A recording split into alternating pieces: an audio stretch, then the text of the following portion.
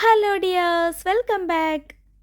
ഇന്ന് നമുക്ക് പച്ചമാങ്ങ വെച്ച് വളരെ എളുപ്പത്തിൽ ഉണ്ടാക്കാൻ പറ്റിയ ഒരു മാങ്ങാക്കറിയുടെ റെസിപ്പി കാണാം. അതിനായി ആദ്യം പാനിലേക്ക് 2 ടേബിൾ സ്പൂൺ വെളിച്ചെണ്ണ ഒഴിച്ചു കൊടുക്കാം. എണ്ണ ചൂടായി വരുമ്പോൾ 1 ടീസ്പൂൺ കടുക് ഇട്ട് കൊടുക്കാം. കടുക് പൊട്ടി വരുന്നേരം ഒരു 3-4 ഉണക്കമുളകും വേപ്പിലയും ചേർത്ത് ഒന്ന് മൂപ്പിച്ചെടുക്കാം. ഇനി ഇതിലേക്ക് 3 മീഡിയം സൈസ് മാങ്ങ ഇതുപോലെ ചെറിയ കഷ്ണങ്ങളാക്കി അരിഞ്ഞതും ഒരു 6-7 എണ്ണത്തോളം ചെറുള്ളി നീളത്തിൽ അരിഞ്ഞെടുത്തതും ചേർത്ത് കൊടുത്ത് നല്ലപോലെ ഒന്ന് ഇളക്കി കൊടുത്ത് വഴറ്റിയെടുക്കണം. ഒരു ലോ ടു മീഡിയം ഫ്ലെയിമിൽ വെച്ച് വേണം കേട്ടോ ഇത് വഴറ്റിയെടുക്കാൻ.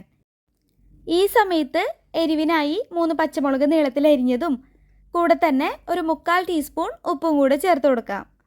വീണ്ടും നല്ലപോലെ ഒന്ന് ഇളക്കി കൊടുക്കാം. ഞാനിപ്പോൾ എടുത്തിരുന്ന മാങ്ങ പെട്ടെന്ന് വെന്തുടയുന്ന ടൈപ്പായിരുന്നില്ല.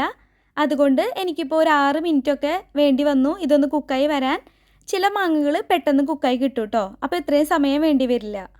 ഇനി ഇതിലേക്ക് പൊടികൾ ചേർക്കാം. ഞാനിപ്പോൾ ഒരു 1/2 ടീസ്പൂൺ മഞ്ഞൾപ്പൊടി, 1/2 ടീസ്പൂൺ മുളക് പൊടി, 2/2 ടീസ്പൂൺ മല്ലിപ്പൊടി ഇത്രയും ചേർത്ത് കൊടുക്കുന്നുണ്ട്. ഇനി പൊടികളുടെ പച്ചമണം മാറിപ്പോകുന്നത് വരെ ഇതുപോലെ ഒന്ന് ഇളക്കി കൊടുത്ത് ചൂടാക്കി എടുക്കാം. പൊടികളൊക്കെ ഇതുപോലെ ഒന്ന് മൂത്ത് വരുമ്പോൾ ഇനി നമുക്ക് 3.5 കപ്പ് രണ്ടാം പാൽ ചേർത്ത് കൊടുക്കാം. ഇനി നല്ലപോലെ ഒന്ന് ഇളക്കി കൊടുത്ത ശേഷം ഇതിലേക്ക് 1 ടീസ്പൂൺ ഉപ്പ് കൂടെ ചേർക്കാം. ഇനി കറി തിളച്ച് വരുന്നത് വരെ തീ കുറച്ച് കൂട്ടി വെച്ച് കൊടുക്കാം. ഇതുപോലെ ഒന്ന് തിള വന്ന് തുടങ്ങിയാൽ തീ ഒരു ലോ ടു മീഡിയം ഫ്ലെയിമിലേക്ക് മാറ്റി കുക്ക് ചെയ്തെടുക്കാം. ഇങ്ങനെ കുക്ക് ചെയ്യുമ്പോൾ മൂടി വെക്കണമെന്നില്ല കേട്ടോ. ഇടയ്ക്കിടെ ഇതുപോലെ ഒന്ന് ഇളക്കി കൊടുത്താൽ മതി. ഏകദേശം ഒരു 10 മിനിറ്റ് കുക്ക് ചെയ്യുമ്പോഴേക്കും മാങ്ങയൊക്കെ ചെറുതായി ഒന്ന് ഉടഞ്ഞ് കറി കുറച്ചുകൂടെ കുറുകി ഒന്ന് തിക്കായിട്ട് വരും. ഈ സമയത്ത് നമുക്കിനി നല്ല കട്ടിയുള്ള 1-ാം പാൽ ചേർക്കാം. 1.5 ഗ്ലാസ് 1-ാം പാലാണ് ഞാൻ ചേർത്ത് കൊടുക്കുന്നത്. വീണ്ടും നല്ലപോലെ ഒന്ന് ഇളക്കി കൊടുത്ത ശേഷം ജസ്റ്റ് ഒന്ന് ചൂടായി വരുമ്പോൾ തന്നെ ഫ്ലെയിം ഓഫ് ചെയ്യാം. ഈ സമയത്ത് ഉപ്പ് നോക്കി പോരായ്കയുണ്ടെങ്കിൽ ചേർത്ത് കൊടുത്തോളൂ. ഞാനിപ്പോൾ ഒരു 1/4 ടീസ്പൂൺ ഉപ്പ് കൂടെ ചേർക്കുന്നുണ്ട്.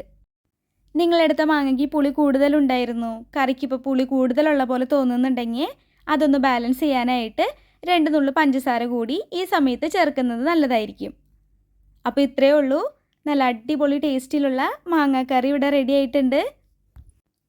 പച്ചമാങ്ങയുണ്ടെങ്കിൽ ഇതുപോലെ ഒന്ന് ഉണ്ടാക്കി നോക്കിക്കോളൂ. ചോറിനൊപ്പം അടിപൊളി ടേസ്റ്റാണ്. റെസിപ്പി ഇഷ്ടപ്പെട്ട വീഡിയോയ്ക്ക് ഒന്ന് ലൈക്ക് ചെയ്യുക, നിങ്ങൾക്ക് ഇഷ്ടപ്പെട്ടവർക്ക് ഷെയർ ചെയ്യുക, സബ്സ്ക്രൈബ് ചെയ്യുക. അപ്പോൾ മറ്റൊരു റെസിപ്പി വീഡിയോയിൽ നമുക്ക് വീണ്ടും കാണാം. അതുവരേക്കും ബൈ ബൈ. Thank you.